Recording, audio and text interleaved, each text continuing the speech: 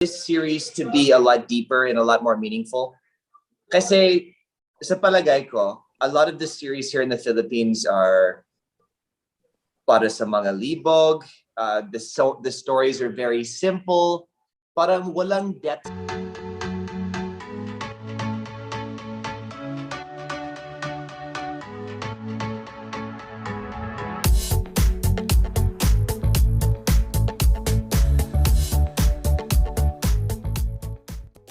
Hello, Goldie. Kumusta, Nico Locco? Okay naman, ikaw? Ayos naman, kay Nix. Cute pa rin.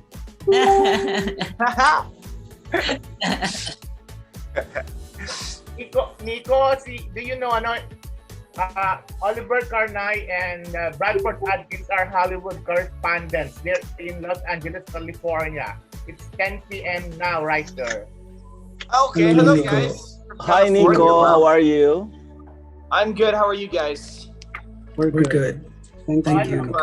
I'm in California. I grew up in California, so I miss it. Simulan ko na. Yes. For this session of our series of interviews, we have two best actors. Wow! Nico won Best Actor for Indie Movie Sabado way back December 2019 at the Gawad Sining Festival. And of course, Gold won Best Actor for Metamorphosis, Cinema One Originals 2019, and the PPP, Isang Pelikulang Filipino, last year for the same movie.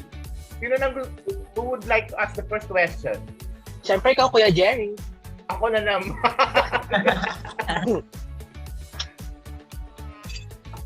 For both Gold and Nico, describe first your role and the story of your episode.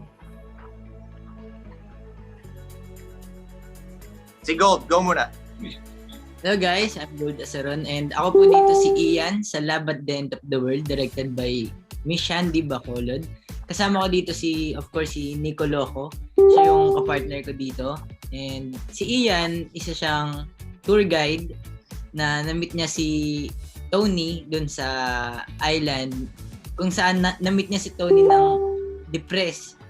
Talagang wala. Kumbaga, suicidal na siya. Then, ako dito si Ian na nag-support sa kanya, nag-guide na pinakita ko sa kanya na masarap pang mabuhay.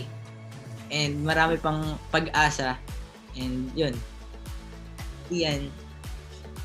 How about you, Nico? Your role? Yeah, well, I just want to say thanks for having me, guys. It's a true pleasure. And my role is Tony, which is the partner of Gold, si Ian. And sobrang bigat ng role ko dito sa Love at the End of the World. Like, I really had to prepare for this months in advance. Kasi my character is really depressed. He actually wants to kill himself. Kaya he actually went to the Philippines to commit the perfect suicide. And during this process of planning his perfect suicide, he meets Ian sa isang resort. And then they fall in love. And Ian serves pretty much as a beacon of hope for Tony and makes him wait till the end of the world as opposed to killing himself and committing the perfect suicide. During the pandemic, many persons have experienced mental health problems. Some are anxious, depressed, some have suicidal tendencies. How are you? Have you had such problems during this past 1 year and 8 months, I guess?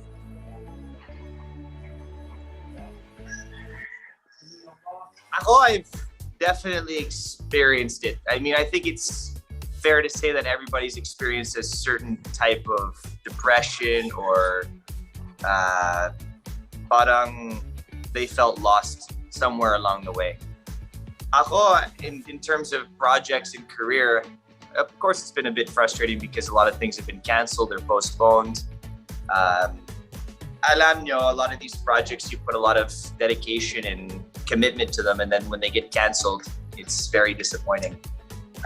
Pero I've been fortunate. I was able to do a huge film in Vancouver, Canada, which we shot for 4 months, and I did not expect that at all. Kaya during the pandemic, I was in Vancouver for a lot of it, shooting for that film, and then just 4.5 months ago, I came back to Pinas and then continued doing projects here and stuff. But I mean, I've experienced it. I think everybody has.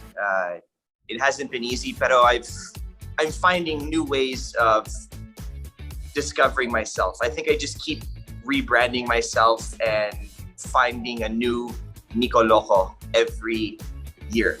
And I think that's what you have to do as an artist, actually. So, yeah. How about you, Gold? How did you cope with the pandemics, Ako same din naman po kay Nico. Na-depress din ako nung first pandemic kasi nawala rin yung project. Kung kailan ako umaward, biglang nagkaroon ng pandemic, dami na cancel. Tapos okay naman siya sa akin nung pandemic kasi nag-stay lang naman ako sa bahay. Mas nakilala ko yung sarili ko. Tapos parang tinanggap ko na new normal na to. Yeah.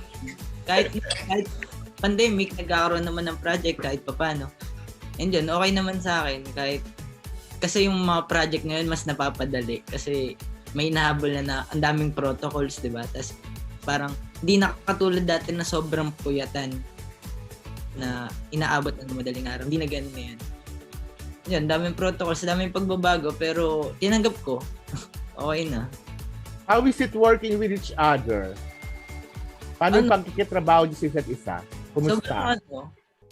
Komportable ako kay NICO Locco kasi vibe siya kausap, tapos palatawa, tapos bago kami mag-shoot, lagi niya inaaya na mag-rehearse kami, magbasa kami ng script. Then doon, naging close kami dahil sa kapag food trip, yan, lagi ko siyang katapat sa pagkain. Naalok niya ako lagi ng pagkain. Yan, naging close kami. Oh, yeah. Nico kasama. Yeah, I mean, me and Gold had the opportunity of working sa isang project before Love at the End of the World. It was a mini-series shot in Mindoro as well. So I knew Gold going into this project, and I knew the caliber of actor that he was. Kaya comfortable talaga ako working with Gold. Like, wala kaming problems when we were shooting, and he's very professional, magaling siya. I knew from the get-go that we would have a chemistry, and we didn't really throw that many lines. Like, we weren't doing a lot of before work. We had a workshop for one day with our director Shandy, pero yun lang. So wala akong duda going into the shoot. It was very smooth. Gold, again, he's an award-winning actor, so I knew it was gonna be okay, lahat. Okay, questions yun na, Bix. Bradford, all Bixie. Wala. Nakamute ka, Bix. Ayun. Bixie. Nung inalok sa inyo tong role na to sa Love at the End of the World, ano yung una yung reaction? Reaction? Now, when it was first offered to you, Ako medyo hesitant because I haven't done a BL series before, and I'm a straight guy, and whenever I play a character, I want to make sure that it's done with taste and it's politically correct. If I was gonna play a gay role, I wanted to make sure that I did it properly. So I was a bit hesitant when I was presented the project. Part of me wanted to say no, because it's not the typical project that I would do. I mean, of course, I fit a certain type of peg, Bixie. More on the sexy, beta-looking guy or contra-beta, asshole guy. Yung mga tipong roles. But this role was completely different from what I usually do. But being an actor and loving my craft, of course I said yes, because it's a challenge for me. But I really had to prepare for this role, Bixie. Like, a lot of roles you can just wing it. You know, you can prepare for 2-3 days, read the script, memorize your lines, internalize a little bit, whatever. Pero this one, I prepared a month and a half in advance, physically, mentally, lahat. Like I used all of my workshops ever since I was 12 years old. I utilized them for this project because it was that heavy. And I wanted to make sure that the LGBTQIA+ community respected my performance. And I hope that they will when they watch it. Did you ask some LGBT pips for this role? I did actually. I did, Bixie. Of course, I mean, I'm an ally to the community. I always have been. So I have a lot of friends that are part of the LGBTQIA+ community. So I asked them, like I said, you know, is this okay? Is this okay to do? Like, how should I tackle this scene? So I did ask for their advice, as well as I watched a lot of BL series coming out of Taiwan, the US, some Filipino series. I watched Game Boys. Yung mga series that really hit, because I wanted to understand, okay, why did that series do so well and why did people like their performances? How about you, Gold? Ako Yung nung reaction mo? unang banggit sa akin to ni Ma'am, si Rex pala muna nagbanggit sa akin ito. Si Rex Nantano. Close kami ni Rex. Una niyang banggit. Siyempre happy ako. Sobrang saya ko nun kasi bagong project na naman. Tapos nalaman ko si Mami Shandy, director. In-explain sa akin ni Mami Shandy yung story ng Love at the End of the World. And ayun, nagustuhan ko. Sabi ko, challenge na naman to Parang mabigat na naman yung mga eksena. May underwater scene pa.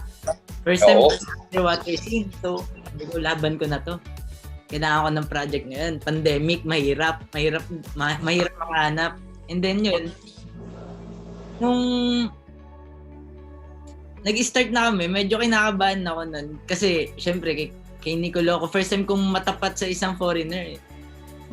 Medyo nailang ako, pero laban to. Panibago bagong-bago talaga sa akin, bagong-bago sa pandinig ko.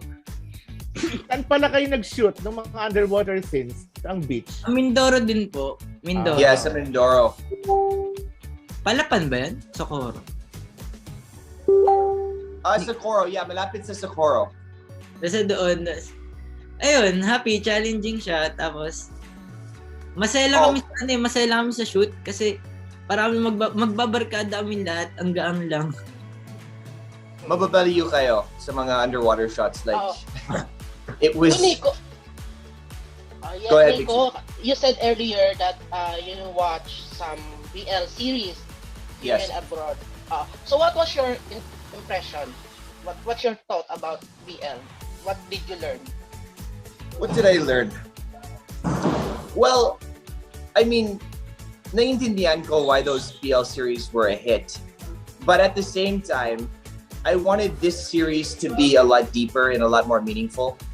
Kasi sa palagay ko, a lot of the series here in the Philippines are para sa mga libog. The stories are very simple. Parang walang depth sa story, walang art sa story. Mga pogi lang. And then they kiss or they have sex, and it's just a very cheap form of entertainment. So I wanted to make sure this project was more than that. Kasi the projects that I choose, I really handpick the projects that I do because, of course, that's gonna represent me as an actor, right? I don't want to be seen as an actor taking any project, kahit saan, right? So this project, I read the script and I realized, wow, this project has so much meaning to it. Like, it's a BL series. I think that's the genre.